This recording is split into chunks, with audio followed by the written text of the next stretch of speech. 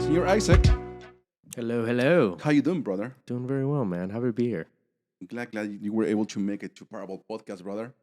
I know we've been Uh, talking about it for a while. I know, but it's now come to fruition, and I'm super excited. Give me one sec here. Yeah, Oh, let me just silence this.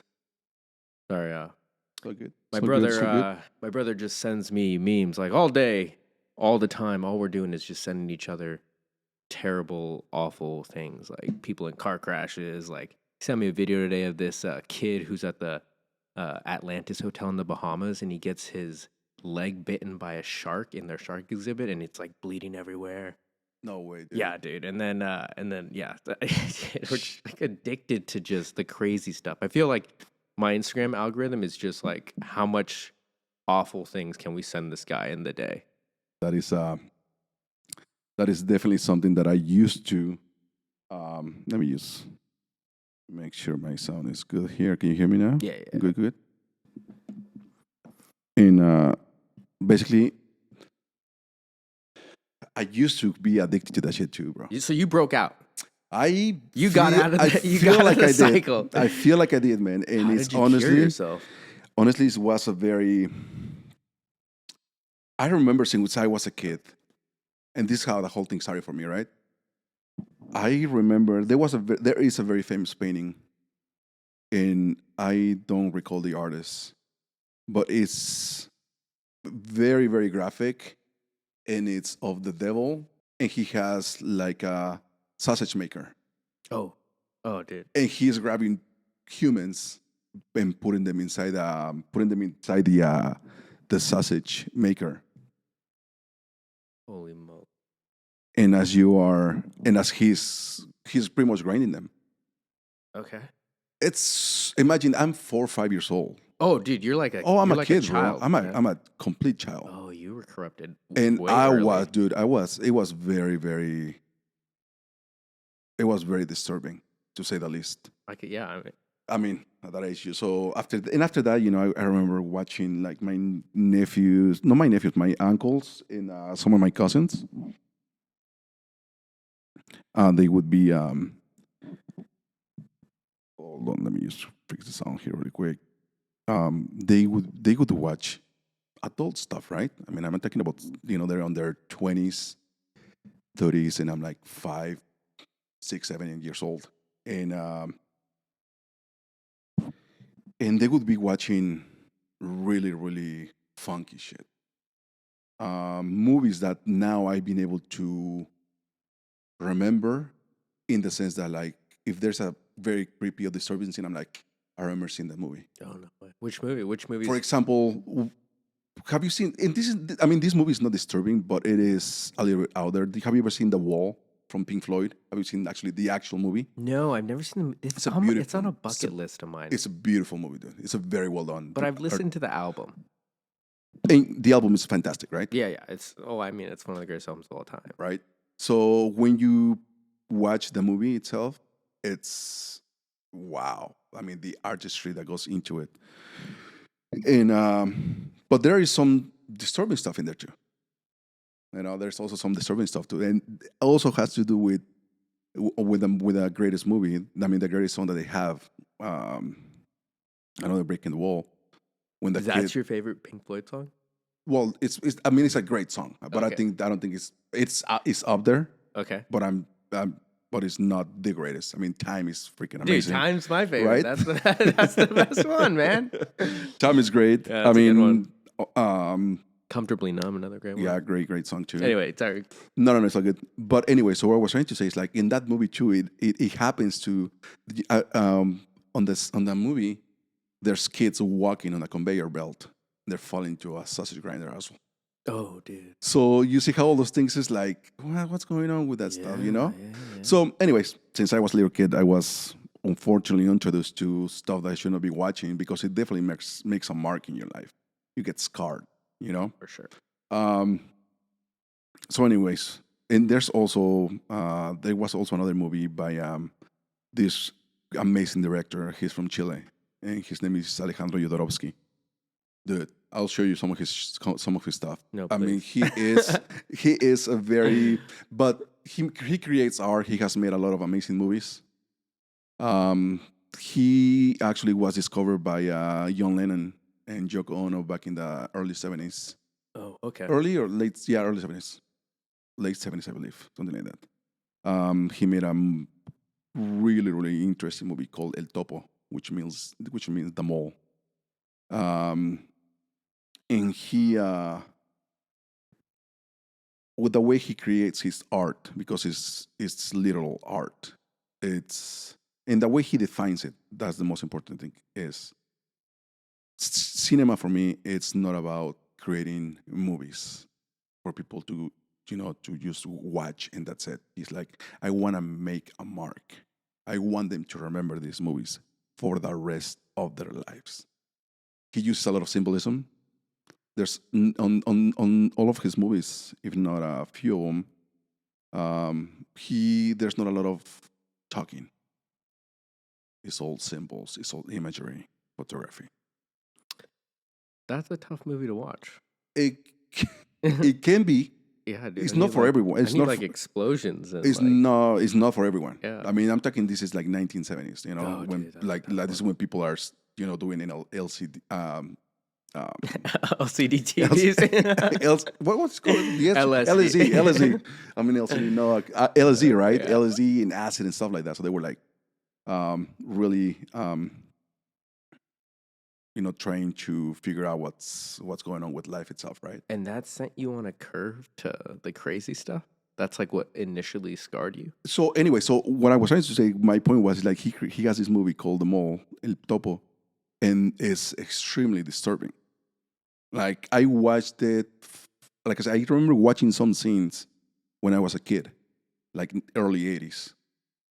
And it wasn't until I watched the movie in like 2000 and I want to say 8, 9, or 10, around there. No, actually before that, 2003 and 4. And I remember seeing some scenes and be like, I remember watching that. No. I remember watching that scene. Like there were things that here and there that I remember seeing when I was a kid. And then watching the movie, I was like, holy shit, like this movie it's a great movie. Now you get it. But now I understand it, right? Yeah. But anyways, so going with that. And after that, I was just very drawn to morbid stuff, right? Very, very morbid shit. That's the word I was looking for. Yeah, Morbid. it's very Yeah. morbid. And you question yourself. And this is okay. Let me tell you how I broke off of it, and then I can tell you how and why I feel it's definitely not a healthy thing, right? And that is just my point of that is just my point of view. I just want to make it clear. I also agree that it's not healthy, but it's sometimes it drives it's you, good. right? It's good. It's good stuff. It's good content. It is good content for sure.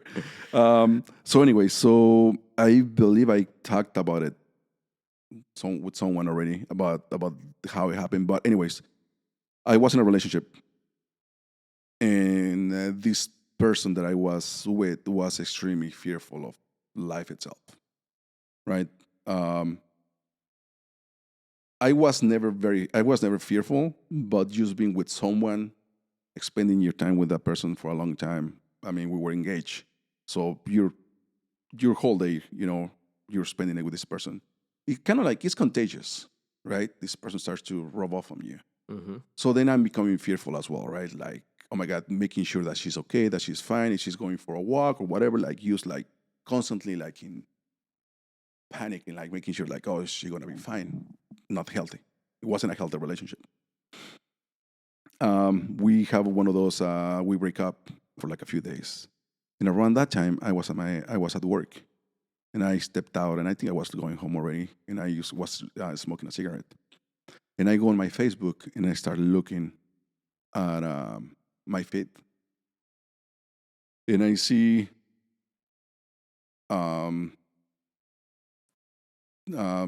the beheading of a woman. Cartel or Cartel related.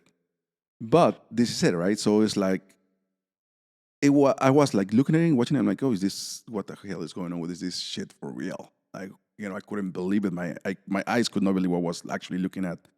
But then I'm like, well, is this faked or what? But then I remember paying really, really attention to it, and I'm like, nope, this stuff is real. Like everything they were saying and what they were doing and how it happened, it was just so. Anyways, for me in that case, going through that emotional pain of being with someone that was very fearful of life, that had all these problems or issues or whatever, and me trying to be a protector, something happened within myself that I was like, wow, what I cannot. And I was the person that I used to have a collection of horror movies, gore movies. I mean, I was a person because I found it just like like it was fun. It was the adrenaline, and not so much because it's not that you want to go out and do it, right? It's just like holy shit, like this is fucking great. Anyways, I see that, I go in the comments, and everybody's freaking out, dude. Like everybody's freaking out, like, oh my god, what's going on here? I cannot believe, is this for real? Is this actually happening? Um, 6 months later, there's an article on a Mexican newspaper. They were suing Facebook because they allowed that particular video to go on the feed of so many, many, many people. And I'm like, oh my god, so that shit was legit. Yeah. Anyways, after that night, I went home next day and I grabbed every single one of my movies and got rid of them.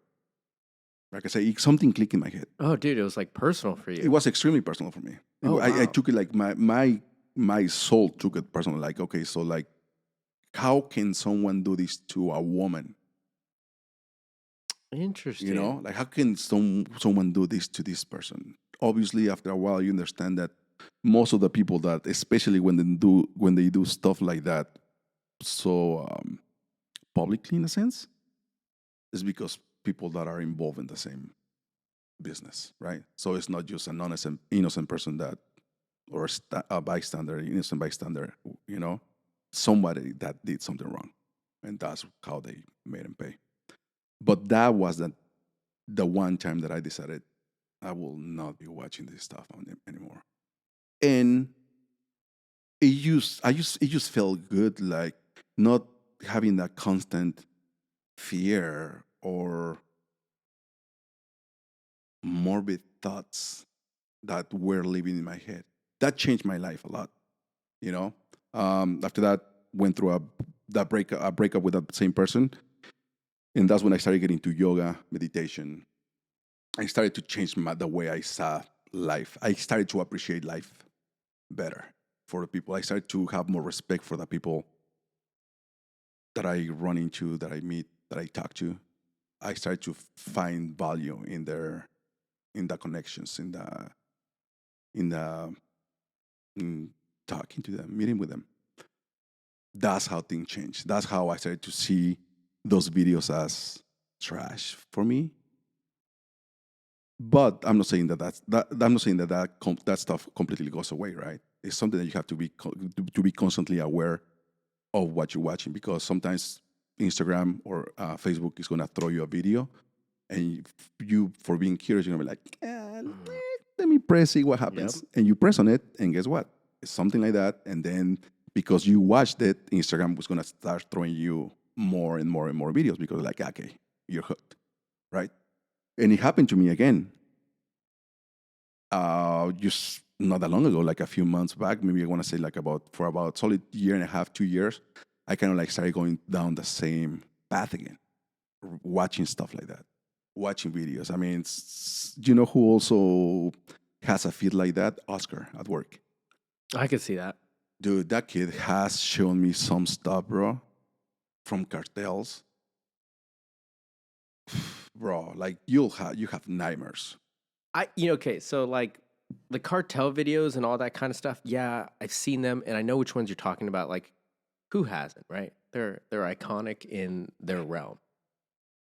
I I love how you use the word iconic. I think I I started off I became an EMT straight out of high school at 18. Okay. And I worked in South Central and I was around all these I was the youngest guy there by miles. and I was around these guys who put it in our heads that you want to go to calls where crazy stuff happens. You want like you earn your stripes by dealing with those things. So, like when they happen, you start finding yourself like wanting them. Like a call would come out for like a car accident, right? And you're like, man, I hope this one's great. I hope this one's a good one, and a good one being terrible for Right. somebody. Right. Right. But being in that environment where the adrenaline is up and crazy, you're thinking about how you're going to fix this person or whatever. When my brother and I, like that shark attack with the kid, the first thing that came in my head was like, all right, how are you going to get him out of the water? Are you going to jump in there to save a little boy who just got attacked by a shark? But there's sharks in the water. You know what I mean? Right. I have always, and I don't know if I can break out of it, man, because I'm so attracted to seeing what life can deliver. Mm. You know what I mean? That we're not immune from anything, Absolutely not. and those videos also I think are important. Not important's not the right word, but they're informative to show like life does happen. Right. Right. Life does happen.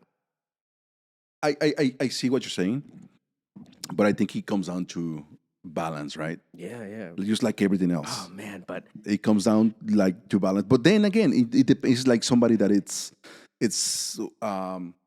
having issues with their weight, you know. elaborate. But it's like, are you willing to give up Oh yeah. the junk food and get up and move, or because if you don't want to, it doesn't matter how many people want to get you out of breaking that bad habit of your diet and moving. If you don't want to do it, it's not going to.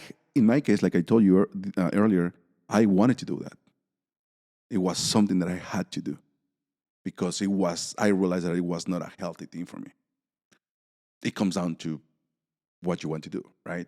I mean, nobody's going to force you to be like, okay, well, you better not stop watching that, Yeah. right? Yeah, and I mean, maybe I kind of do treat it like chocolate cake, right? When I see the Instagram message from my You're like, okay, I worked for 5 days. I worked out for Yeah. 7. I think I deserve to watch this. Yeah, dude. Well, when I see the thing pop up from my brother, I'm like, I know for a fact I'm gonna like whatever he's sending me All right. for sure. Right. And not every day it's someone dying. Sometimes it's like some guy, crashing his motorcycle or falling off a bridge or something. It's what it is this reaction. Oh, like Yeah, that's what I yeah, crave. yeah. It's oh my god, not the oh my their leg just got ripped off. You know what I mean? I think Yeah. that's like where I'm at. That's Okay. interesting about your self improvement. That means that. Well, here's a question for you. Okay. Go ahead. When it doesn't even have to be an age, but like when did you kind of figure out who you were going to be in the world? And we do evolve. We talked about it earlier about like constantly evolving, but like regardless, there's still a moment when you go, okay, these are kind of things these are my morals. This is what I believe. This is what I stand up for. And they do grow, but like when you're young, like I remember I was like 25. I feel like I wasn't even a human being. It's just Mm, I was just a person gathering information. mm, Now I'm about to touch 30, and I was just telling my girlfriend this. Like, I feel like I'm getting closer to being who I'm going to be. mm. And I see other people in the world who are, like, hey, I wear suspenders. That's who I am. I'm never going to wear a belt. And I think I'm starting to get more of those things. Mm. And it sounds like you have your own. Mm. Yeah, I mean, it's one of the things that, like I mentioned to you earlier about Alejandro Jodorowsky. It's like they asked him a question. He's like, the question went something like, how long did it take you to know who you are, or something along those lines? And he goes, I still have no idea who I am. And he back then, right now, he's getting up there. I think he's gonna be. I want to say he's like 85, 87, something like that. And this is like when he was like 70. And And that kind of like sticked in my head, right? And around that time I was like 25, close to 30. And I started realizing, I started to really pay attention to how my life was changing, but not necessarily just my life, how my mind was constantly going through this evolving um, time. And it wasn't until I had that, once again, for me, it was a breakup, right? For me, it was a breakup when I started to realize, okay, like, I'm done. But, okay, going back a little bit, you say something like by 25, you're still, receiving all this information, right? You're kind of like forming yourself up, right? Which is Yeah. kind of like what we do, like we're trying to figure out what we do, either because of, the way your parents raised you, religion, society, right? Politics, friends. You start like gathering information here and there, and then you kind of like start forming yourself. And that's every single human being goes through that, right? Yeah, but I feel like there's a lot of people that go through it earlier. You mean like getting formed or figuring out who they are? Figuring out who they are. Okay, so where I was going to is like, yeah, in my case, once I get to that, I got to the point of that breakup. What I did, I had to get rid of every single thing that I thought I knew who I was. Every single thing that my dad told me, or you're doing something wrong, and when you're doing something and you have the voice of your mom or your dad in the back of your head, like, or don't do that, or you should be doing it this way, or you should be doing that way, right? Yeah. Always. Or your friends or society and stuff like that.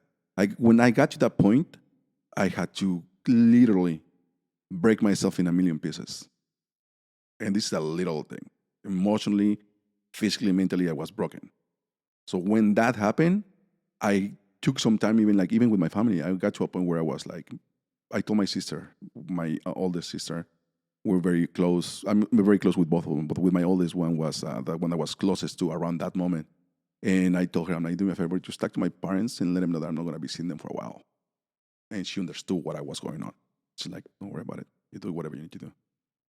And it took me not that long. It took me like about a month, maybe 2 months to really gather myself and figure out who I am, right? Building my core self. And then once again, remove every single thing that I was programmed with. Like a computer, right? You just remove the parts and be like, okay, what works for me, right? And picking up from what my parents taught me, morals, principles, manners. Those are huge. Okay. Society, be a good person, don't hurt others, things like that. Okay. Friends, politics, religion, like I'm not a religious person. I was a religious person up until that point. And then I started to be like, okay, this works, this doesn't work, this works. And then I kind of like build myself up to be the person that I am now. And once again, like that's a constant, like we were talking earlier, that's a constant evolution that is never going to stop. And I think that the minute that you stop evolving, like what's the point? Like I think that we should always be in constant evolution to just not just get stagnant, and to better ourselves, and I'm still figuring shit out, dude. Like, I mean, I think nobody really gets to that point of like, okay, I think this is who I am, and get complacent with where they are in their lives. I mean, I'm sure there are a lot of people that do that, absolutely. But at least in my case, the way I think about it is like I don't think I will ever be complacent about I am in my life. Like I get bored of doing one thing or the other, like with my art. Okay, I was doing my art. I love my art, but I want to do something different. Well, how about you start a podcast? Well, why not? It's been extremely um, it's been a great thing that I've done for myself, getting me out of the comfort zone, and becoming taking a step closer to that person I want to become, which I still don't know who I am, which I still don't know what it is, right? I like that. Taking a step closer to being who you want to become. Who you want to become, and But you don't know who it is. I don't know who it is either. yeah. What about you? Like, what about you? Like, where do you feel that you are in your life right now? Like, what is getting closer to 30? I do remember seeing a big change every 5 years, it feels like it's a big change. 30, when you get to be 35, you're gonna be like, okay. When you get closer to 40, it's gonna be a different story because you are not the same person that you were 5 years ago. And I think I'm finally becoming the solution to the sum of all my mistakes. Mm. And What do you mean by mistakes?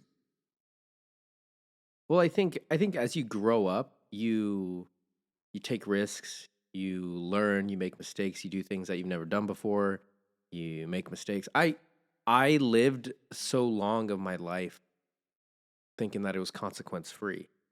From just how I grew up very spoiled and privileged and lucky to have the things that I had. And there was really no sense of like consequence for me for a long time. Mm. And even when there was a consequence, I've been fired from a couple jobs Mm. and none of them ever hurt. I was never, when the day they fired me, I was never like hurt by it. It was just like, okay, well, I'll just go do something else. And not thinking about how that ripple will come back to me later. As I got older and I started wanting to kind of do more things with who I am, I have to answer for some stuff that I just kind of walked away from. Mm. And now I feel at this point I've answered for all of that stuff.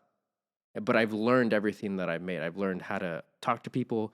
I've learned how to manage my life, my finances, how to be responsible. All those things have happened and I'm about to hit 30 and I just feel like I now have this book of knowledge with me and I'm walking into this new chapter in my life going, all right, now we know pans are hot. Now we know you can't just, be mean to your coworkers. Now you can't just blow all your money on a Mexico trip. You can't not pay your car registration. They sound little, Right. but I now Right. have this book and this knowledge, and I'm going into this chapter, and I now get to use that stuff, Mm. and that's been exciting for me to kind of figure out, like, okay, you now have this stuff. Who's the man you're gonna be? Mm. How are you gonna use that stuff that you learned, right? Mm. And I'm always trying to ask other people, what do you use? How are you using your book? Mm. Do you feel like your past has stayed with you and you're just kind of using that information to kind of steer your life? Or are you willing to accept new learning experiences, I guess, that Mm. come in, you know, weird events like jobs or new relationships or hobbies or trying new art or stuff like that? Are you do you walk into your future being excited or are you just not trying to repeat the same stuff you've done before? Hmm. That is great question. Right? That is a really good question. Before I go further there with that, let me just ask you a question. And the reason why I ask you mistakes, and I guess when I wanted to ask you is like, what is your how do you find a mistake? How do you define it? I define a mistake as a failure, Okay, failure. But something that can be learned from. okay, And I okay. really agree or not agree, but I really do think that every event in your life you can learn from it. You can learn from it. There is a lesson, whether it's good or bad, there is a lesson to be learned. If it's good, you go, okay, I can repeat that. And then if it's bad, you're like, okay, I'm never gonna do that again. But sometimes you do it again and you do it again and Right. you do it again and you do it again, and finally you're like, I gotta stop doing that. Yeah, I guess it's just semantics. The way we use the way we use our words, and I definitely do my best. I was gonna say try, right? But I like to use the word I do my best Yeah, some Yoda because stuff there. it's because I always felt like when you say trying, it's like you're already setting yourself for failure, right? You're like, I'm gonna try because the concept is like, if it happens, great. If it doesn't happen, no big deal. Like I'm not accountable for it. But when you start saying I'm gonna do my best, then you're being held accountable for that. And I think that is the key for what we're talking about. What we're talking about right now is holding yourself accountable, right? Like you're saying, like, okay, so I did these mistakes, right? Which once again, going back to, it's like I don't like to use the word mistakes. We'll use the word fail then. I like to use the word lessons, because regardless of if it was a good outcome or not, it was still a lesson, like you mentioned, right? You are a believer that a mistake can be a good or bad. So I do my best at removing that word and utilize a lesson, because it is a lesson. Once again, right? Bad or good, it's still a lesson. What's And been the just has a toughest bad lesson? connotation, right? Too. I'm sorry. I'm sorry for No, no, interrupting no. you. What's the toughest lesson you've ever learned in your life that you're willing to tell other people about? Because it's hard, right? Like to come out and say, "This is what I did and this is what I learned." It is. It is, and that is one of the things that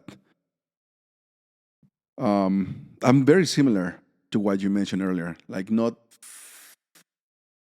being accountable for things. I had a really good childhood, but in my head, I thought that I could always get away with stuff that I always did. Um, it wasn't up until the point that I didn't, that I realized, holy shit. All right. In this case, that relationship that I had, right? That That breakup. was so. That The, was the breakup. The your breakup was the turning point of my life. really It was the biggest thing in my life. And once again, because people might think, oh my God, this guy's still biggest like thing still for you. still like maybe in love with this person. It's like, no, it's not. And the reason why I mentioned it is because it was that turning point of my life. Right? Did I love this person? Yes, I did. At that time of my life. Now I'm a completely different person.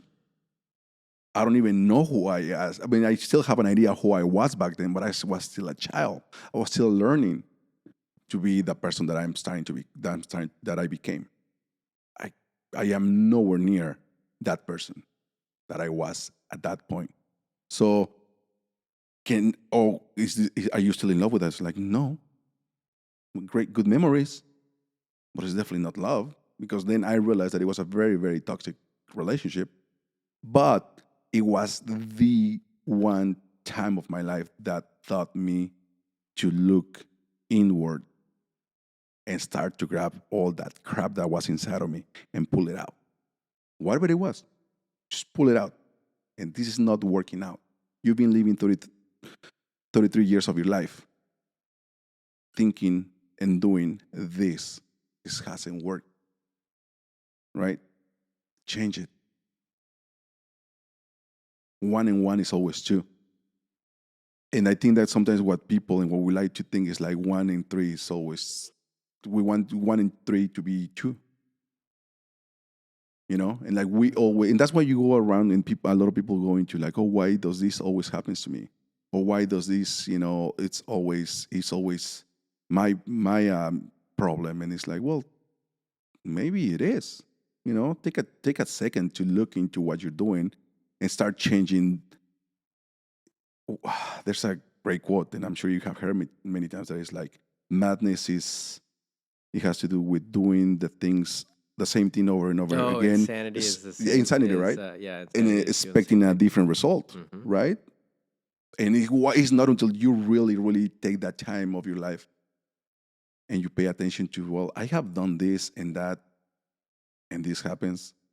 What makes me believe that if I continue doing this over and over and over and over and over again, it's going to give you a different result? And I mean, maybe in your 20s, you're fine.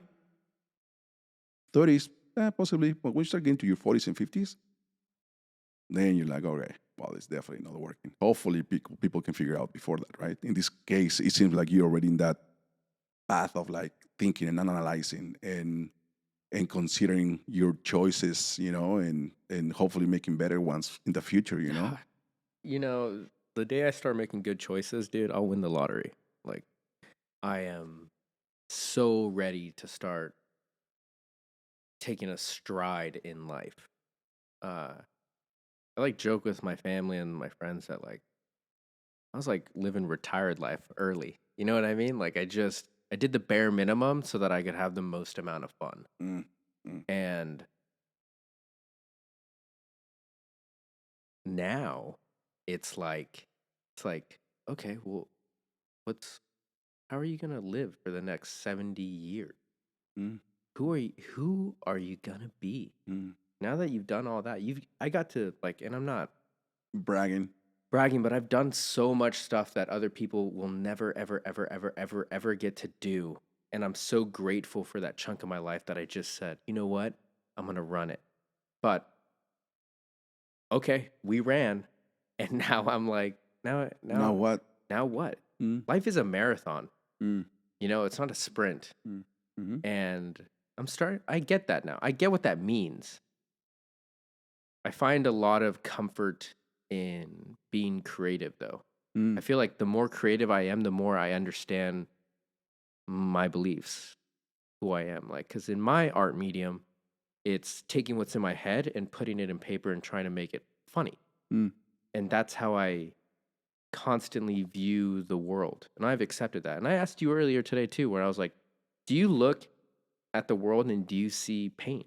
Do you see topics for your podcast? Do you feel like you're relentlessly subjected to creativity? Like you're a slave to creativity? That's how I feel.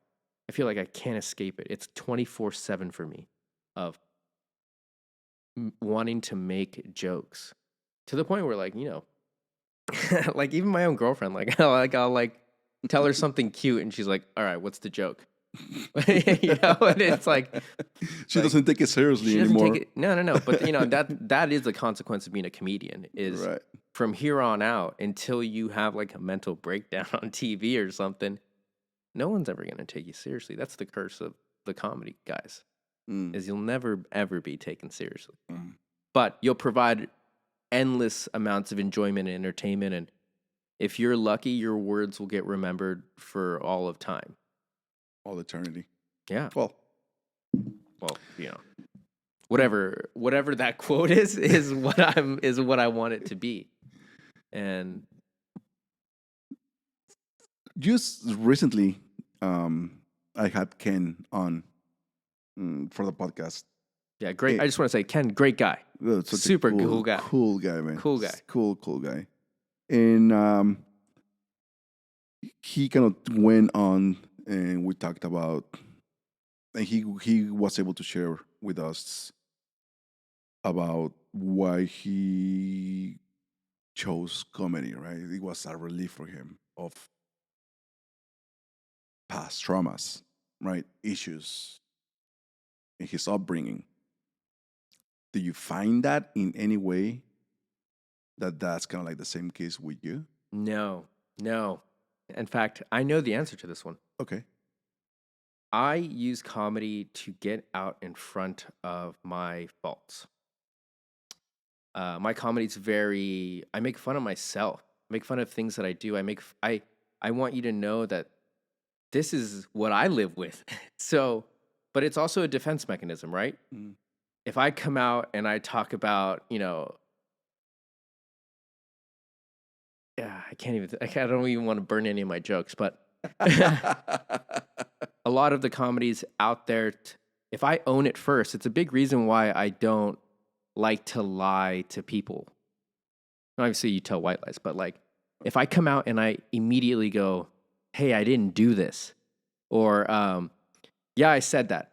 Like if I talk trash behind your back, which I never like to do, I'll always tell it to your face because let's address it right here and now because the consequences are right here and now. And with my comedy, it's the same thing. It's like if I come out and I tell you who I am immediately, if I have a joke about, how I like feet or whatever, you can never, ever come to me and go, oh, look at this weirdo because he likes feet. Because I've already talked about it. We've addressed it. All you can do is just go, yeah, that's Isaac. You know what I mean? Or, I smoke a lot of weed. And some people are like, you shouldn't do that. But I've come out in front of it. I've told you who I am. I've tried to by making you laugh. Now you like me. You can never hate somebody who's made you laugh. It's impossible. And if I'm out in front of it and we both know it exists, Yeah. you can either join in on the joke, which hurts my feelings, kind of, or you don't have to like, or you just, you just go, that's not somebody I want to be around. Yeah. And Lord knows there's hundreds and hundreds and hundreds of people who have met me that go, I don't like that guy. I want nothing to do with him. But at least you know who I am. And I told you from the get-go. Yeah. Yeah. And that's how I use my comedy to like deflect, to just be like, hey, I'm kind of a dick. But I'm like, I'm not immune to being called out. And I'm not immune to being upfront about my insecurities. That's the hard part, is personally accepting what I'm insecure about. Got hairy nipples. It's always been an insecurity for me. But if I come out and I talk about it, right. Then when you find out, there's nothing that you can come back and be like, oh, I saw that you had hairy nipples. You're like, yeah. Right? We're at the water park and you go, dude, your nipples are hairy. I go, well, just hold on to them when we go down the slide or something. You know what I mean? Yeah. And you want to braid them? Yeah. Okay. So like, but then we can joke about it together and we can move on with this awkwardness. But you know, you joke with me. What you do is you open up the floodgates, and now, you know, now we can joke with each other. Yeah. Now we have this rapport of where you know that when I'm being a quote unquote dick and I'm ragging on you, it's not done from a place of resentment or anger or anything. Right. It's done because if I'm vulnerable about my insecurities with you, well then I hope you either understand that you can be vulnerable with me. Right. Or I'm going to make you be vulnerable with me. Right. I'm going to bring it to the surface. Right. Which backfires sometimes, right? Like, right. Nobody likes to be called out for their stuff. Like you can't like. No, but I mean, I think I definitely can relate to what you're saying when it comes down to making fun of yourself first. And I'm the same way, bro. Like you have to. It's like, bro, you're gonna tell me that I'm bald, you know, whatever. It's like, bro, I'm cool with it, you know, because then again, you know, it's like it doesn't affect you, you know, whatever they say. Here's something that I thought about the other day: is you can't truly love yourself unless at one point you've hated yourself. And a lot of people still hate themselves, you know, and it's just like, I mean, I think once again that is also part of. That is something that will never stop happening. People hating themselves or yourself hating yourself? No, like, how do you truly love yourself? You know, like, how do you truly always love yourself? Well, you have to find stuff that you don't like about yourself. You know? Right? Because how can you accept yourself for everything you are if you don't understand all the things you don't like about yourself? Dude, I am the laziest person I know. No one is lazier than me. I promise you. Dude, I have no like clean underwear right now for like the past like week and a half, and I'm just commandoing it. And like I'm just like, no, I'm good. Yeah. I'm good. I'm not even gonna worry about it. Yeah. But I accept that that's part of my. I'm lazy. That's who you are. That's who I am. For now. For now, right? And I have moments of like motivation of like, you know, I drink a couple Red Bulls and like all of a sudden, you know, I'm with my Fabuloso basket. I'm just like deep cleaning my room. But I know that's who I am. I love myself for it. Yeah. I'm willing to come out and tell you that I'm lazy. Yeah. But you know, I'm comfortable with who I am. But I mean, I don't think you are lazy because you can tell that you're always thinking, right? So your brain is always in constant. But I told you earlier, movement. It's torture. It's torture. No, it can be torture, but I think it's not being lazy, because lazy is like someone that is, you're a very smart guy, or you know, for as sure as I know you, you know, we always have good conversations. You know, we always we can relate in a lot of things. But so you're definitely you're not dumb at all. Yeah, but you're not dumb and lazy. Well, that would be a really messed up Yeah. combo, right? Yeah, Being yeah, dumb and that's like it's the worst. damn, That's bro, like the like worst thing you could be. But I guess I can tell you the same thing. It was like, I can be lazy sometimes too. Like I can have, I haven't done my laundry in 2 weeks, and it's like, and then one day, I get up and fucking my room is done, my laundry is done, and I just feel like, damn, that felt good, And you're like, right? I'm gonna be. This is the person I'm gonna be. That's a person I want to be every single day, and Yeah. then you gotta be like, And then like 2 days, you throw like one water bottle on the ground. You're like, it's just one. I'll pick it up here in a second. And then But that's the thing, and I think that's the one thing that I have definitely done my best at getting better at. your laundry or No, just everything in general. Like Okay. for example, you just made the example of throwing the bottle, throwing it, and you didn't make it a trash can and getting up and doing it. I think there is let me look it up because there's a beautiful quote. that is a common theme among every guy I know is throwing something at the trash and then like if you miss, you're just like, all right, I'll get it later. But it's important to get up and go do it. I know exactly what you mean. This quote it's been it's let me see what it's at. It's by Mother Teresa, which is a Catholic nun. No, I'm familiar, dude. I went to Catholic school. Had to write a whole report on her once. Oh, you did? Yeah. Do a saint report too. How did that go? I did mine on Joan of Arc. I thought that was like the coolest one you could do, and turns out she was just like, it was all right. Everybody was like, "Why'd you do yours on Joan of Arc?" Everybody's like picking like real saints. Like, not saying that Joan of Arc is. I'm gonna get canceled for saying Joan of Arc is not a real saint. You know what? I cannot find it. It's probably gonna take me a little while to figure out. But anyways, it's something among the lines of, how we always think that doing something big is important, right? For example, let's say, yeah, you clean your car, but everything starts with something small. One of the things that I have done my best at doing is when I go, and you see this all the time when you go to a grocery store, the shopping carts, Oh, putting it back. putting it back.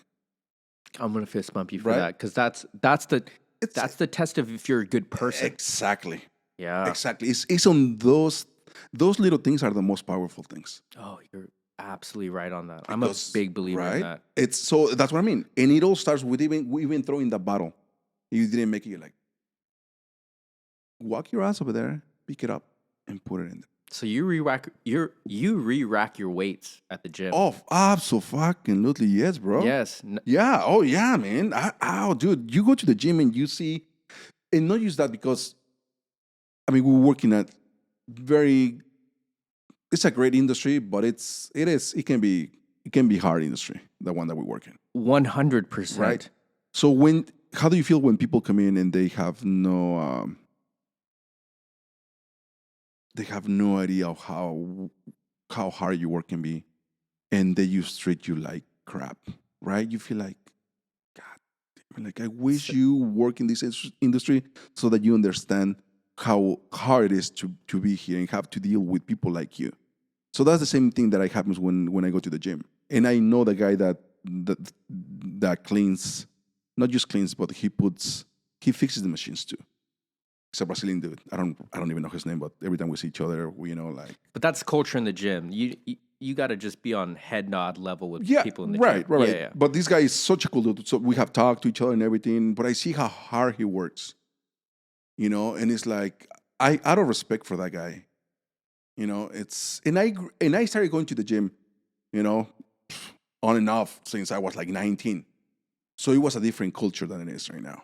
There's always been dicks not racking their shit. But you going in there, or at least to the gyms that I used to go, which were smaller gyms, people go there to work out. So there's a lot of respect. Once you start going to like the 24-hour fitness and things like that, then you start running into a different breed of people. But you see, and especially nowadays with this newer generation that having their tripods in the middle of the fucking gym. And on one hand, And you get it though, right? yeah, I get it. But on the other hand, not the place for it.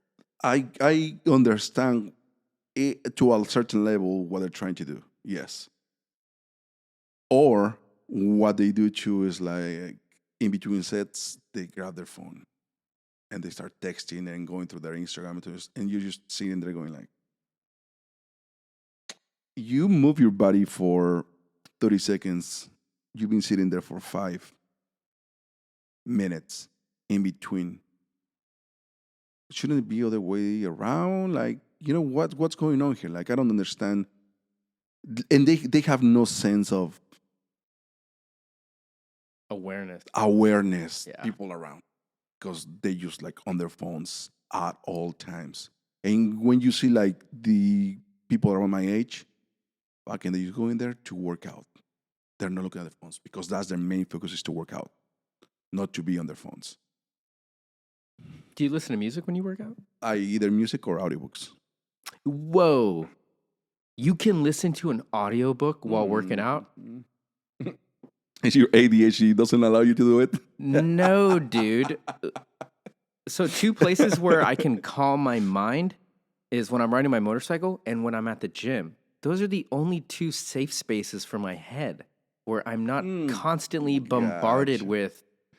When I go to the gym, same. I've been going since I was like 17, and it's just a place where I move my body. I'm not going there to become the biggest dude. I'm not there to like compete in bodybuilding. Gotcha. Yeah, same. Just to move. I'm there to move and get out of here. So I have to have music on. And it's like the same 8 songs, right? Like They're on they don't repeat. Yeah. Like I couldn't, but that like gets my heart going. It gets me in the vibe. Like I couldn't do pull-ups with Harry Potter in my ear. It's like I can't run if someone's talking to me. Really? No. Do you do that? Of course, yeah. The only thing that I cannot do is, for example, like, I love to listen to Joe Rogan podcast, and when he has someone like Tim Dillon on, or one of their comedians, and they start, or Bill Burr, and they start throwing their fucking jokes, and you're in the middle of a freaking set, you're like going the heaviest, and all of a sudden they throw a joke, you like start laughing, and you have to let go of the weight. See, it's that I cannot do. No. That's the worst thing. Yeah. People do not work out, listen to fucking comedy, because it's not a safe thing to do, dude. Like, you can pull a muscle. It's I have it to the level where, like, literally I have to like stop and change what I'm listening to, because I'm like, I'm gonna hurt myself. Oh man. I am gonna hurt myself. But audiobooks, absolutely. I have. That's the only way. That, and obviously you're driving. But those 2 are the only ways that I can most definitely listen to my audiobooks is on. Yeah, I go through books like that. Do you tell? This is what my girlfriend does. I had to snap her out of it. Is she started telling people she was reading all these books. She's like, "Oh, I read this, I read that, I read this," but she was listening to she was listening to them. Yeah, So, you're right. Are you telling people that you're a book reader, or are you a book listener? I used to tell people that I love books.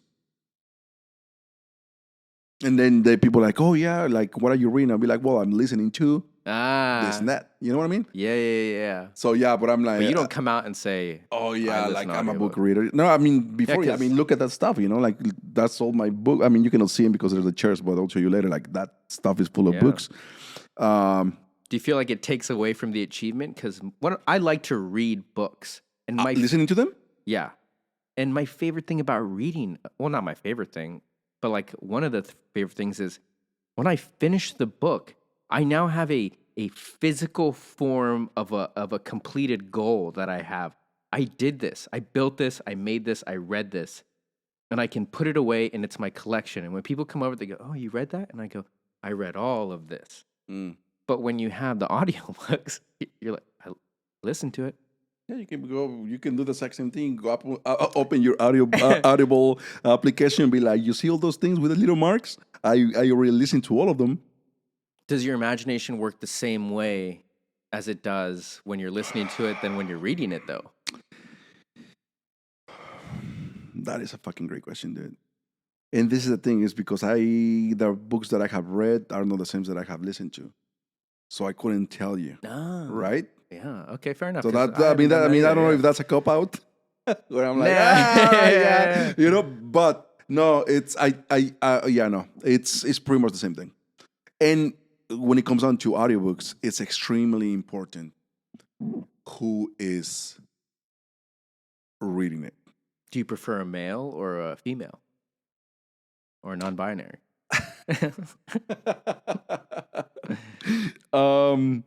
Funny, but in Spanish there is this particular guy that I love the sound of his voice, and I look for not so much for who writes the book, But whatever he's but reading. whatever he's reading. Yeah, nice. He has such a freaking really cool voice, and I'm like, in pretty much every book that he has read, it's been a really good book.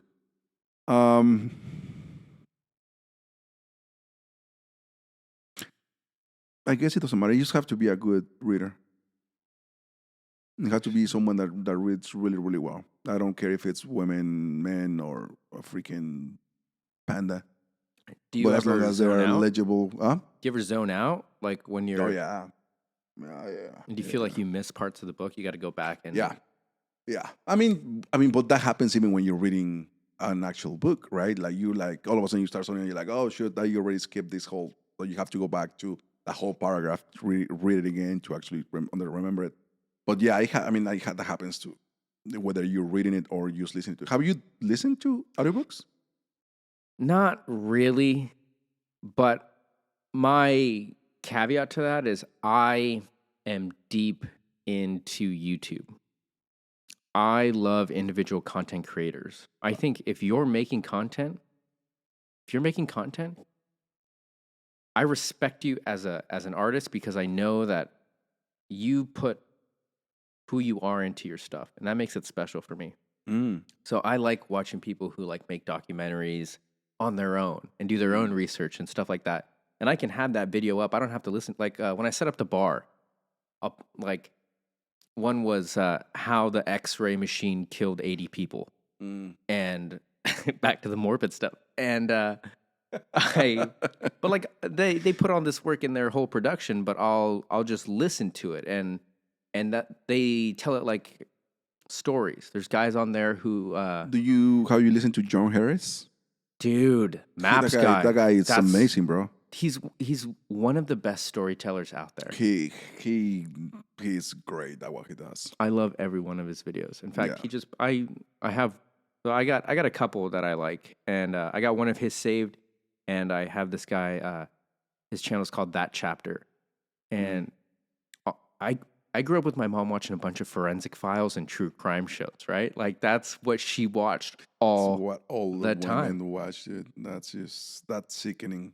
It's crazy, right? It's I don't understand that, bro. How women can get so into I'll tell you. watching crime shit. Is it because they're trying to kill you? They're No, trying to. no, Is no, that the whole theory about like they're trying to figure out how to create that perfect murder? Because if you watch enough forensic files, you know you'll never get away with it. But what it is that it's a sudden rush of other people's shit, like their drama, and then a solution, right? Like it's like, look at all this awful things that they were doing, all these affairs and thievery, and then there's a solution. They died. They almost got away with it. I find myself in the same thing. So in YouTube world, there's a whole world of amateur true crime people who like report on crime that happens in like Minnesota, and they'll research. They'll go to the houses. They'll take pictures. One guy, That Chapter, that's his name of the thing. He's like 2 million subscribers, but he's this Irish guy, and he like throws in jokes in there. Puts out 2 videos a week, and I watch every one of them, just like I watch Johnny Harris. I do that with Mr. Beast. That's like my dude. Listen, when you commit to letting Mr. Beast into your life will change. Really? That guy makes amazing videos. He takes all of the money that he makes from YouTube and he just puts it in his videos. He did the Squid Games. Yeah, I He does saw all that. these. He'll give you like $500,000, and he'll be like, "I'm going to give you my credit card if you can protect it. But I have 10 tanks, and we're going to shoot 20 missiles at whatever fort you decide to save your money." And people like put cars in front of it. It's worthy of a watch, man. He has really, really good stuff out there that's entertaining, and Right. it's not meant for kids. Oh, it's not because I think that was the whole idea is that everything was for like teenagers No, no, no, no, no, and no, no, kids no. and stuff like that. So it's kind of like, It's entertainment. okay. It's definitely the audience. I'm sorry, the participants and the show is definitely younger people. Mm. But man, I watched this with my dad once, and even he was like, "Wow, this is actually pretty cool stuff." Mm. He puts out a video. I'm all like, "Watch Mr. Beast and eat his chocolate." No, it's cool stuff. Okay. But I don't know what we were saying. I love YouTube. I love YouTube. We're talking about the audiobooks. Like, well, that's how the whole thing started, and then you started going into the YouTube. Could you ever be a content creator? I mean, to an extent, you're making podcasts, you're making content, but Johnny Harris level production value about a topic that you're interested in. Possibly. Who knows? I mean, that can be probably the next step. Right now, I'm still trying to figure out the fucking sound on these things. No, dude, this is good. I mean, you said it earlier, right? I'm dealing here losing files and shit. I'm like, holy shit, you already lost a file. Yeah, no, but I mean, yeah, I mean, I guess it has. I have to get to a level of comfort. Well, what could you talk about endlessly? I mean, I can endlessly. Yeah, like what's your number one? Like, I could talk about this all the time.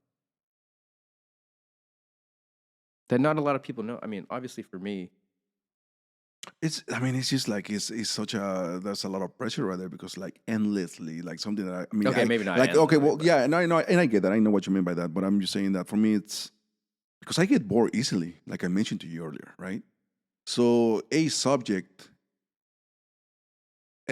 can get very boring. So that's why when people started asking me like, "Oh, you're gonna start a YouTube channel? I'm a podcast." I'm like, "Sure." Oh, what is your target audience? You know, you need to have one particular target audience. You know, and what you Oh, gonna fuck what are you that gonna talk shit. about? And I'm just kind of like, Nah. and they're like, "What are you gonna be talking about your art?" And I'm like, No, not maybe. Or are you gonna talk about this? Are you gonna talk about yoga? Are you gonna talk about something like? I just want to talk about everything. You know, that's what I like to do. I mean, I think the whole concept that Rogan started, you know, it's like we're talking about every single subject there is. I think it's extremely that I find it fascinating. You To know, just be entertaining. not necessarily, yeah, entertaining, but learn about every single thing because I like to learn about everything. I know a little bit about a lot of things, right? Same. I mean, I can, yeah, I can, and if I don't know about it, or let's say if you start talking about something that I possibly don't know about, I will probably start looking into it, and then probably next time we talk, I'll be like, okay, this is what I found, and this is what I learned about this subject that we talked about, and I didn't know enough. If I find it interesting, right? But for me, it just has to be interesting. And that's how I always been. Is like I just like to learn whatever it is. I just like to learn because it's very stimulating for my brain. Do you like museums? I love museums. I love museums, dude. You know, Okma here Yeah. is free. Yeah, It's literally free. You can just go there and they'll let you in. yeah. And I constantly wish I had more people around me that enjoyed going to museums. Like Really? I went to LACMA, with a Yeah. great place. Are you to the Broad? No, It's right across the street from Lacma. no, Literally right across the street. no, dude. I'm not like that well versed in. I'm slowly expanding Right. and getting better, but But no, go ahead. I took an ex-girlfriend there, and oh man, this is a tough lady to be around. I'll tell you that. And and she had no appreciation for art, and I don't mean that in like a snobby, like, oh, she didn't know this was Van Gogh. I mean, it looking at this, it would just be, oh, it's just a rose in somebody's mouth. It didn't give her it didn't cause her to think. It didn't give her any emotion. There was no reaction to what that was. Mm. And I see this and it instantly makes me feel away. I love going to a museum and looking at other people's stuff, and I can do that with my dad, where we go to a museum and we're just, like, that kind of reminds me of my brother. They got these big old eyes to get, you know what I mean? And then you can Right. just kind of, you share that experience of what that painting gives to you, Mm. or sculpture or whatever it is. Right. And that's so important for the human condition. And that when you're with somebody who doesn't understand that, I have not met anyone. I'm probably lying. I'm sure I have met someone that has felt that way, or has actually not felt anything like that. But it kind of like goes the same with music, right? I have met people, and I have been around people that is like, there's music. Like, I was talking to a friend of mine who also I did a podcast with. This should be coming out next. Christian, and he's a sound meditation guy. The guy that I told you about. dude, I Yeah. want to do a sound bath so Yeah, bad. so he I had him on, and we pretty much. I told him if he ever, and I'm asking you this question too. When listening to music, do you experience goosebumps? If you hear a song that you like, holy shit, like, I love the music, do you experience like those goosebumps through your body, and you're like, Oh yeah, you do? dude. It's even better when I'm listening to music in my motorcycle, and it's like, today I was listening to "Smoke on the Water." Okay, classic song. Everybody Deep knows that Purple? riff. Yeah, and I'm in the canyons where we're hitting the twisties like this, dude. And I got and I'm just like carving, dude, and it sent tingles down my body. I Yeah. just felt like the most badass mofo on the planet at that time. That is the importance of music, right there. Driving your 400cc. No, it's a 700 for the record. Top speed 101, 6 gears.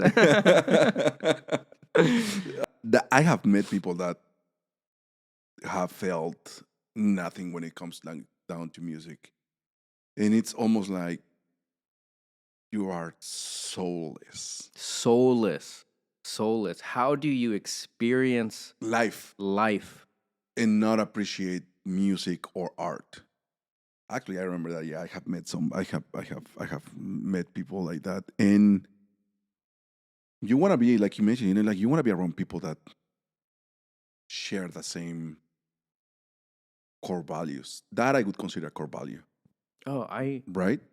Art, and talking art regarding everything that art means: music, theater, um, paintings, whatever it is. But there are people out there that maybe they are too busy with other things in their lives. it's that they don't have. uninteresting to them. It's uninteresting to them. Mm-hmm. That's how this girl was. She just goes, "I'm just not interested in it." Like, what? What do you mean? Art is, first of all, art's everywhere. Right. Art is life. Mm-hmm. And if you can't get a deeper meaning from it, from anything, man, Mm-hmm. that's not a way. I wouldn't be able to live without letting my brain interpret the world. Mm. It's too hard. It's too hard of a world to live in without stuff like this. Mm-hmm. When I look at this, this understands me. Mm. This understands me. So, some artwork I can appreciate. It's not my thing. Right. One of those is Starry, Starry Night by Van Gogh. By Bengal. I don't get it.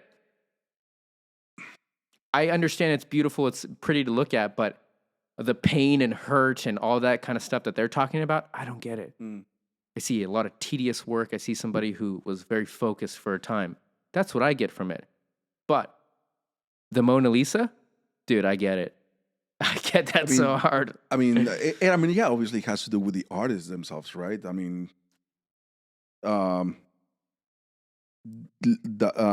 Vinci with the Mona Lisa. I mean, there is such an intricate painting that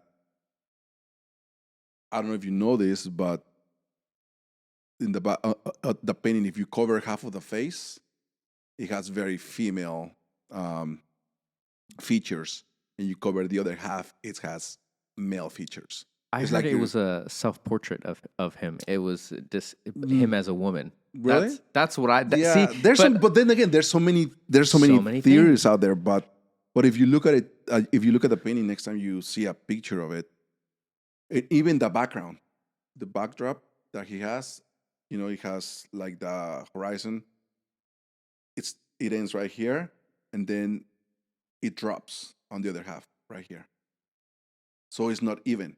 So it drops, and that's when, like I said, you cover one part, it has a male Oh or man, see female, now I and you gotta. cover the other one, it has it's a very it's a that's what I mean.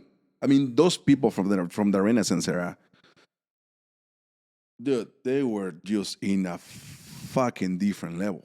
Michelangelo, Especially for the Donatello. time period. For the time period to put like How do you come up with stuff like that? And not just that. I mean, the fact that um they were like a big fuck you to the church. yeah. The stuff that they hid inside their paintings, because the church would be like, okay, I need you to do this for me. It's like, okay, I don't agree with who you are, what you're doing, so I'm gonna draw a dick somewhere in here, and you will never know it's there, And that'll never right? not be funny. Uh, drawing dicks has been around since See, the it's caveman. absolutely. And it's just a little mark of just like, hey, Yeah, don't take nothing too seriously around here. Yeah. that's so true. But it's like, I mean, yeah, those people were using I mean, yeah. And once again, with what technology? What technology? I mean, where they were getting their colors from stones, from freaking plants, from Plants, seeds, dude. from it's like, I mean, animals. What's one art medium that's hard for you to grasp? Like for me, it's architecture. I don't I can see a pretty building and acknowledge it, but I don't get how it works. I know how painting works. I know the blending of colors, shapes, uh, what's the word I'm thinking of? Perspective. I have a general idea of how it works, but when I see art as architecture, I don't know what it is. I don't know how shapes play with your eyes to illusions. I've looked into videos about it so I could understand it more, about how lines work, about how dimensions work. Like that is such a foreign concept for my brain to understand. Have you looked at the new? They just finished the church in Barcelona, Spain, called La Sagrada Familia, No. bro. It took them, I want to say, about 150 years, maybe more than that, I think, to finish it, and they just finished it. And the architect, whoever the person that started it, let's look it up so that Yeah, let me get an idea of what it looks like. um, There's a couple like cool buildings out here that I can go like, oh, those are really cool. But I follow this one dude on Instagram who's an interior designer, and he's like, this architecture was from this architect, and he's one of the most famous architects of all time. And I'm like, ooh, so it's a whole bunch of architects actually. There's 2, 4, 6, 8, 10, 2, 4, 6, 8, 10 architects, dude. And it was based on the way termites create their nests. oh, let me see a picture.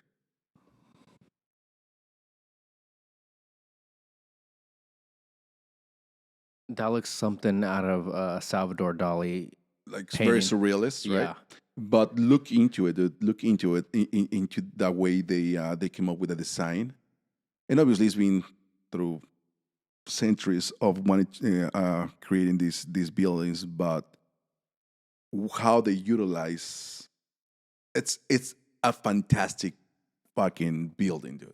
Like the insides, the outside, it's a crazy, crazy building. But going back to your question, which basically you don't understand how architecture works. Was that basically the question? I don't find the same meaning when I look at this You don't painting. find the beauty It- on architecture I as can- you can find it. You appreciate it, but you don't find the beauty. Okay, maybe I can accept the beauty of it, but I don't know the meaning that it gives me. I don't get a visceral reaction when I see Gotcha. a building where I go, wow, like I do when I see art Yeah. or a Yeah, painting. but yeah, I kind of know what you're saying. You know what I mean? Yeah. For example, But for some people, they really do get that though. dude, there are when you start looking at buildings like this, or buildings that were built back in. There's this. I was just looking into that freaking building in Thailand, I think. Was it Vietnam? So basically, what they did, let's say this is the land, and they start carving into the land, and they build this beautiful temple. Oh, like Globeki Tepe. No, Gobekli Tepe, it's different. Gobekli Tepe was not. It was not a. They were not. Well, they say that there are temples, but it's a building, a fucking building, bro. Built into the rock. Let me look it up. I think I said it on Instagram. It's, but that's what I mean. When it comes down to stuff that was made hundreds, if not thousands of years ago, and you see how in the fact were they able to achieve that beauty, it's unreal. Nowadays, yeah, I can see how you feel about that. I don't think I said. We're both kind of Roganites, and I know that you've watched that Graham Hancock video. The one, do you? I love Graham Hancock. That podcast where they were like, there was a cataclysmic event 12,000 years ago, literally shook me to my core, man. That was a very defining. All of a sudden, it was like, I was like, oh my God, these guys are right. When they're like, yeah, in Ohio, there's like these ripples in the land. And then they did the comparison of like ripples on the beach. And I'm like, oh my God. That was a tough one. What have you only seen one, or have you seen them all? Because I think he's had obviously so many videos with him, but I've seen at least 3 of them that they've been on, and I, nowadays you got to be really careful on who you tell that you listen to Joe Rogan. You know what I mean? no, totally, bro. Because like, Totally. But really quick, just going back to that building, like when you start seeing the architecture, like I know I saved it. I need to, and I can. Well, send it to me later. Yeah, I'll send it to you later, dude. It's like literally, there's this like a beautiful, amazing building, and like how, and with what tools were they able to carve this beauty? It's time, dude. They didn't have 9 to 5s. They just had time to be carving. when I send you this, and when you watched it, and the fact that they say that it was built in 18 years, you're like, by what, Mexicans? There is no way that thing was built in 18 years and with that kind of like detail on it. But yeah, going back to what you were saying it's just comes with everything, right? I mean, not everybody loves art, but they might love music, or somebody might love sculptures, but they might not like art. I don't know. It's just like talking about sculptures. Dude, that piece right here, bro, that is probably one of my most valued pieces that I own. Hold it and see how heavy it is. What is that? I Is that copper? I don't. I mean, by the looks of it, Did is it the imagery? For me, it's the imagery. imagery. I love the imagery Yeah, of the it. imagery. But let me tell you a little story about this. Please. So, I went to the Gem Fair, which happens in Costa Mesa, like I think every quarter. And so I go to this place, really not looking for anything, and I see it standing in this little shop in the corner, and I was so drawn to it. because I already had a tattoo of it, Lord Ganesh, on my arm. And I'm like, oh my God, that's so beautiful. So I go hold it. I'm like, oh my God, it's heavy. I'm like, oh my God, that's great. Put it down. I asked the guy, how much do you want for it? He goes, oh, 100, 150. I'm like, all right. I put it down. I'm like, I don't know. But I was so drawn to it, right? I walked like 2 steps and there's this Asian lady goes and grabs it. The minute she touched it, I felt like so territorial, like that it's mine. Don't touch it. So she goes like, oh, okay. She puts it down. The minute she puts it down, I went and grabbed it. I'm like, I'm taking this. Anyways, I bought it, came home. After, like I said, feeling it, I realized I found one thing about it that makes it extremely valuable for me. And I don't know if it might be valuable financially too. But this thing that I'm going to show you right now, and I'm going to show everyone, tells you that there's not too many of these made. It's not like maybe this piece right here, right? That was made in series. There were like 1,000 made, or maybe 1,500 made, or 500 made. This tells me that it was one of a kind. See it. Look at underneath it. There's clay in there. Oh, yeah. It was placed somewhere. It was part of something. Or it was taken from somewhere. That right here, this clay right here, can tell you where this piece is from and where it was. It's like Arizona. It's like downtown Santa Ana.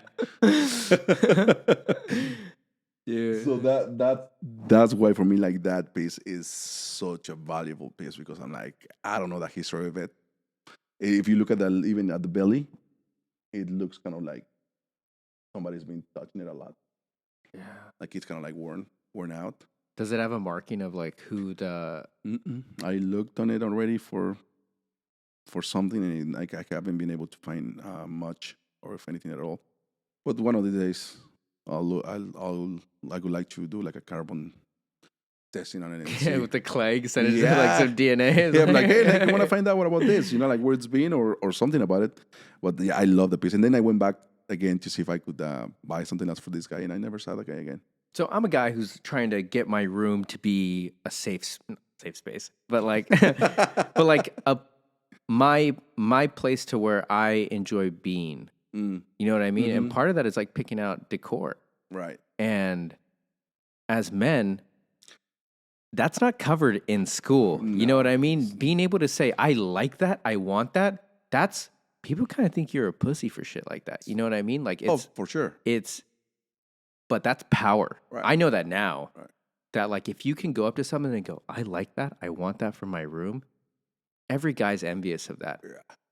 Okay, so first of all, I feel that most, if not every single guy that has a look to their place, like aesthetic look to their place, to their room, I can almost assure that 100% is being held by a girl. And my girl's the one who wants to help me do it. Unless, you are, you're gay, which I love my gay people. They're great. They have an amazing taste in everything. But as a guy, just because you don't even know where to, once again, you feel like you're going to be judged if you go to a store and be like, oh, I like this and I like that. Or I think that would look great in my room. People are going to be like, right? Yeah. So it's a judgment. And the thing is, there's nothing wrong with it. There's absolutely nothing wrong. It's just. But it's a society thing. Exactly. Right? Exactly. It's a society thing, like we were talking earlier. So I had help from Deborah. Okay. So she's the one who told me, hey, I think you should get this, get that. You should get something like this, and so get something like that. But we definitely need some guidance. Otherwise, on our own, we will not be able to be like, oh yeah, that definitely is going to look amazing in my room. And the reason why I'm saying that is because Deb, she's a real estate agent, so she goes to beautiful homes and watches what they have done with their rooms and stuff like that. So she has an idea of how to combine colors and textures and all these things together. So it was thanks to her that she was like, okay, well, how about if you do something like this? And then it was my job, obviously, to go out there and be like, okay, I think, how about this? How about that? But it helps a lot to have someone that has an idea of what they're doing. In this case, women always, and most of them have a good taste when it comes down to furniture and Yeah, they get it. yeah, they get understand it. it at a level that even me as an artist, I don't have a fucking idea how to decorate a room. It's interior design is a skill, but it's a It's skill absolutely very respectable skill, dude. for sure. And once again, like Deb has it, she knows she can go into her own place and be like, oh, I can do this, do that, do this. I can go into a room. I'm like, what a fucking shit show. Who's gonna fix this? Yeah. Where do I Right? put the pictures? Well, yeah, it's like, is my exactly. painting gonna fit? That's all I can think about. I don't think about anything else. But that's why, like women have a very, very, they have this amazing gift where they can see, even when it comes down to dressing up, bro. Like I have, girlfriends or whatever. They look at a dress hanging, and it looks like a piece of cloth, and they're like, "Oh my god, that's gonna look so pretty." I mean, I'm just like, You can see that. how far can ahead. you see that? Yeah, dude. And they put it on, and you're like, "Damn, you were right. It looks amazing on you." But how do you see that? For us, it's like, okay, that's a cool pair of jeans, a nice T-shirt. I like a black shirt, and that's the extent. Maybe of it, all those. Maybe for me, those shoes look great. Perfect. That's it. But women, they see things in a completely different way than men do. A man And- can get a house, but a woman makes it a home. Have Mhm. you heard that Yeah, before? yeah. And it's Yeah. so true. It It is is so so true. true. It is so true, and that's where, like working together, creating that balance between that two, it's extremely important, and not trying to up one another, and be like, oh, I'm better than you. It's like, no.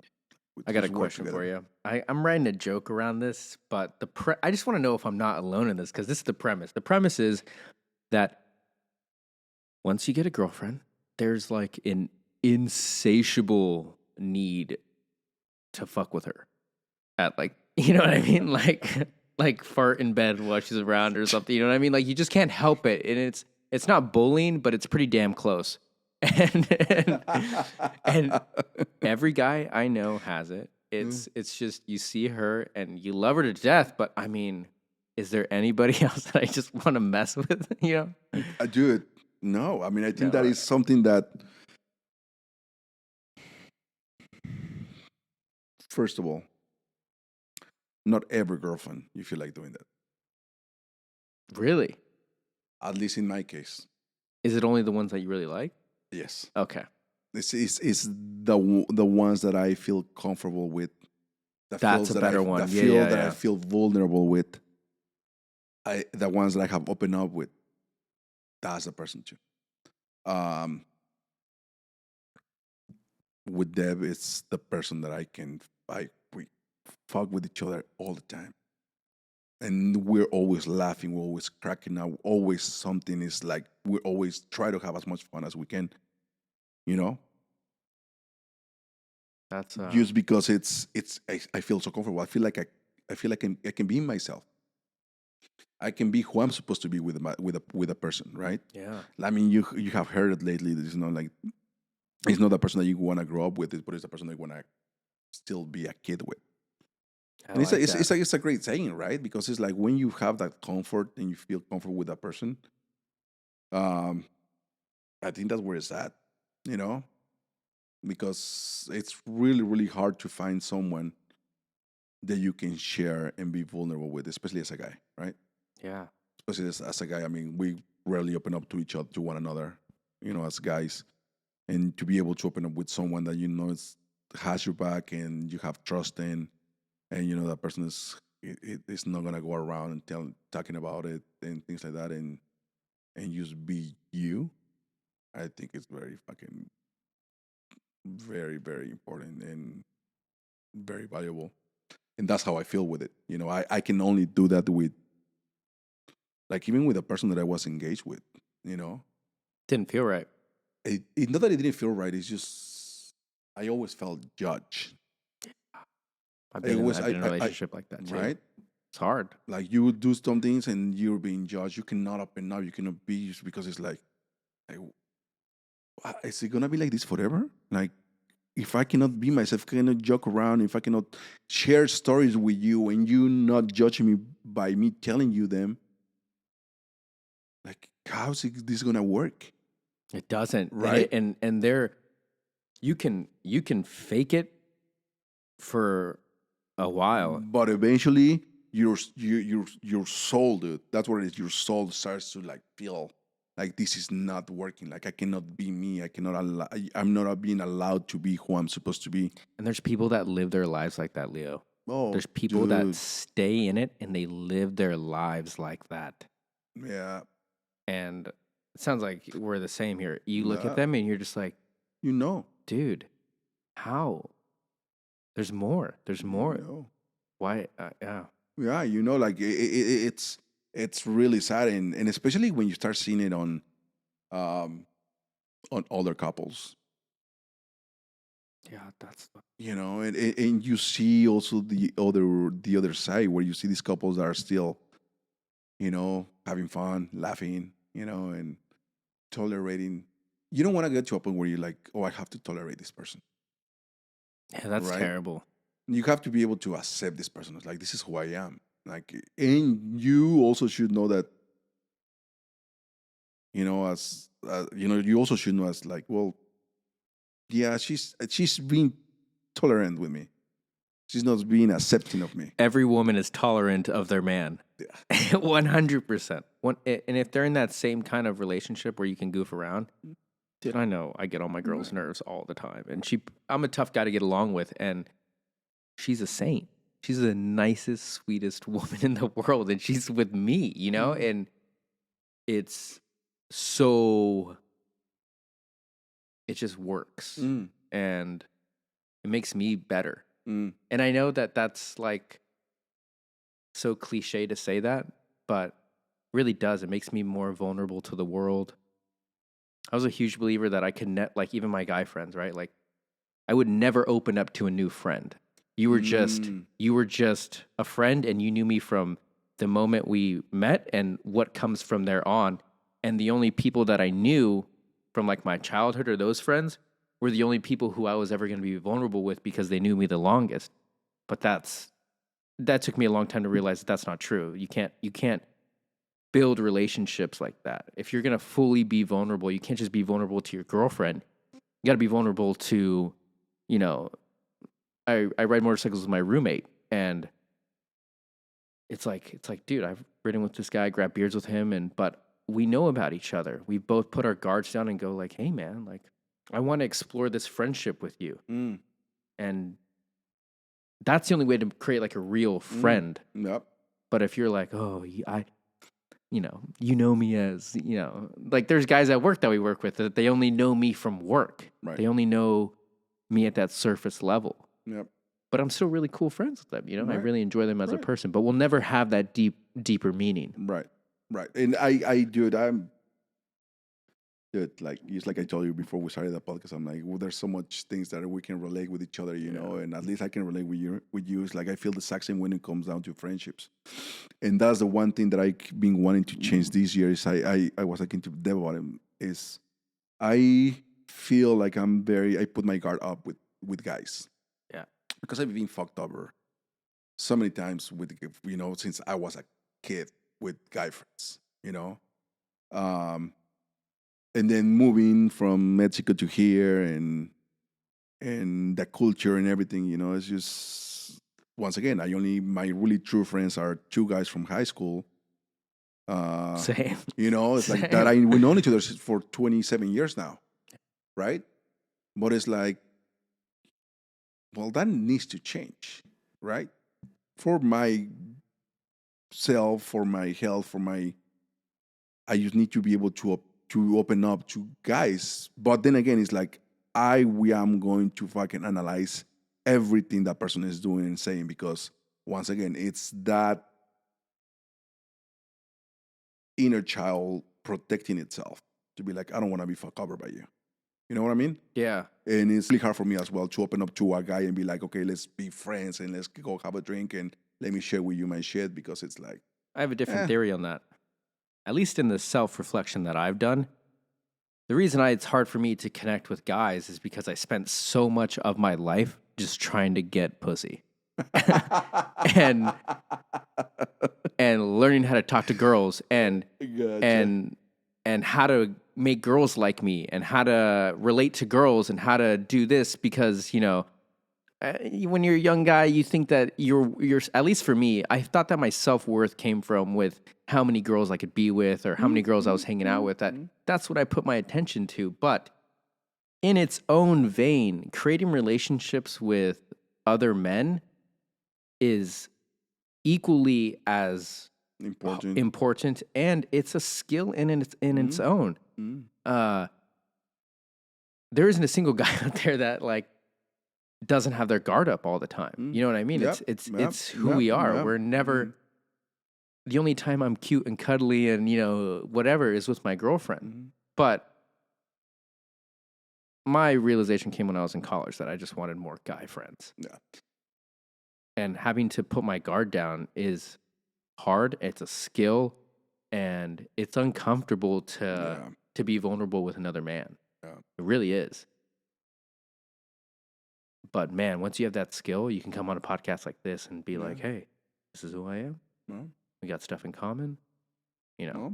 That's how you expand your friend group. Yep. And making friends as a guy is hard. Making friends when you get older is hard, dude. That's hard because everybody's got a life. Yeah. Oh, truly. Yeah, absolutely, man. Like everybody has something going on, and there's not enough time to get together, and yeah. But I mean, I think you are right about that. I mean, for me, my issue was that having certain traumas when it came down to guy friends. I mean, getting women was not hard.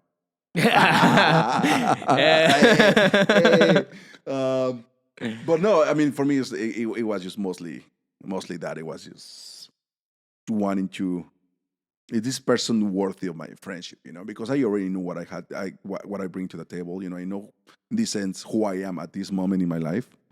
So for me, I value myself when it comes down to that. It's like, okay, well, this is who I am. I know you're gonna get something out of me. Hopefully, to better yourself. It's never like, oh, what am I? But at the same time, it's like, well, I would like for me to see what else do you have to offer. Interesting. So your friendship is worth something. Absolutely, yes. Interesting. Okay, my perspective on that is, I'm everyone's friend. If you fucking look at me, I'm your fucking friend. I am your friend. No questions asked. It's. I think part of it is also like being a comedian, right? Like you have to make everybody like you in a short amount of time, and the way you do that is when I greet you, it's like this. My arms are open out of the gate until. And even when you do something wrong or like burn me or whatever, I'm the first guy to forgive you because I understand how you could do terrible things to people. I understand my shadow. And by understanding my shadow, I understand your shadow. Right. And I can get where you're coming from. Right. It's not out of the range of possibility for me to backstab. And I see your point. However, I'm the same way.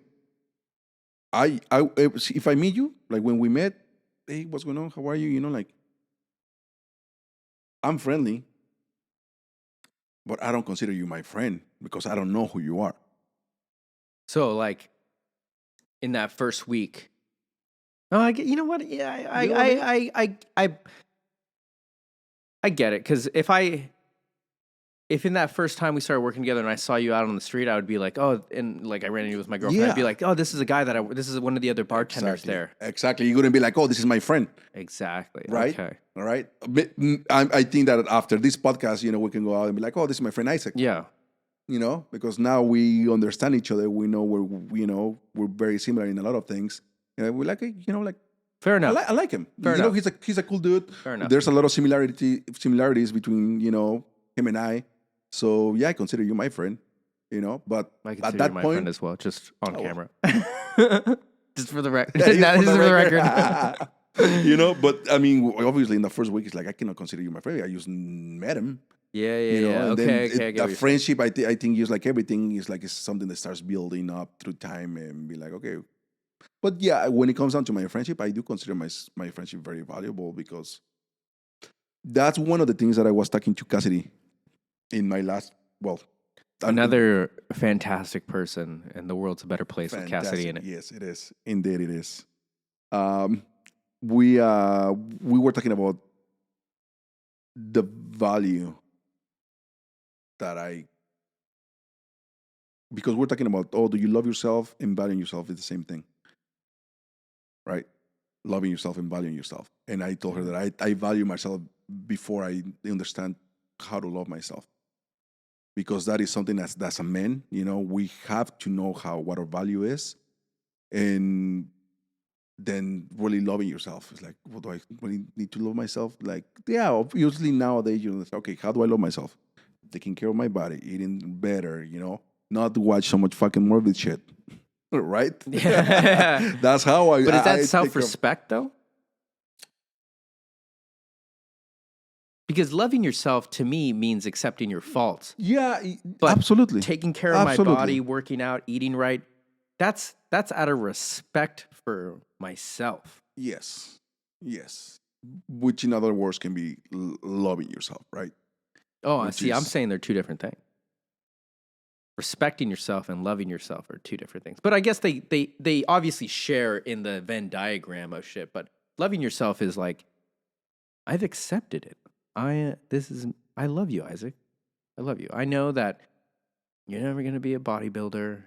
You're gonna still work out all the time. You're gonna but then again, we can go back to like that falls into like accepting yourself, Yeah, I guess right? So it's all in the it's it's all in the so circle. It's all in the circle. the way I would like to put it up is like, okay, there's loving yourself, and within loving yourself, you have respect yourself. Are you okay, Choked on bro? my spit. You have loving yourself, and then within it, you have respecting yourself. You have accepting yourself. Yeah, all, yeah, okay. all Fair enough. these things, right? I Yeah, mean, it's that's like part of it. Okay, yeah, all right. I see yeah, where you're coming it's from. within the same realm. I agree. But yeah, but valuing, like like I say, for myself, I start to value who I was before. Once I understood my value, I understood the love I needed. I mean, meaning like within myself, Oh, not interesting. the love that I need from anybody else, from an exterior person or anything like that. It's like within me. Like, okay, this Do you is need other people's love to be no, you? no. I am very detached from that. Very, Okay. very detached. Like, I don't need Deborah in my life. I want Deborah in my life. Ooh, good save. Good save. Do you know what I mean? No. It's like I don't need her, and I hope that she never needs me.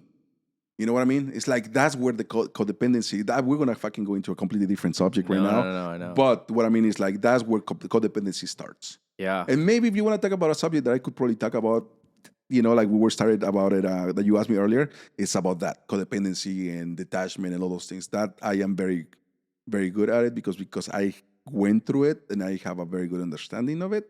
Not a professional by all means. This is just anecdotal experience, but that's where codependency starts. It's like, oh, I need you in my life. And like, if anybody ever tells me I need you, I run. I don't care how fucking beautiful and how high you are.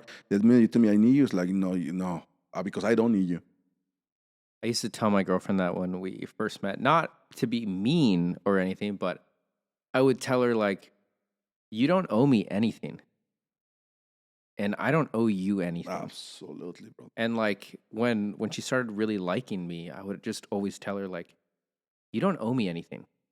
Please don't ever feel like, because I was with somebody who felt like they owed it to me to make, like, I wasn't gonna be who I was fully gonna be if they weren't there for me. Like, it was one of the most disrespectful things. What she told me, she said, I didn't break up with you because I didn't think you would be okay. And that was like, Yeah. so you'll never have to owe me anything ever again. And I think we're saying the same thing about like that codependency. I mean, I didn't feel that she was smoking crack. I didn't feel like that at all. But that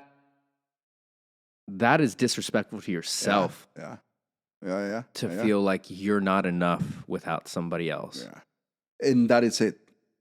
That is it. The whole point of this, of saying like, you don't need me because you're enough. You have everything that you need to make it in this life is within you. You just need to do a little of work. Yeah.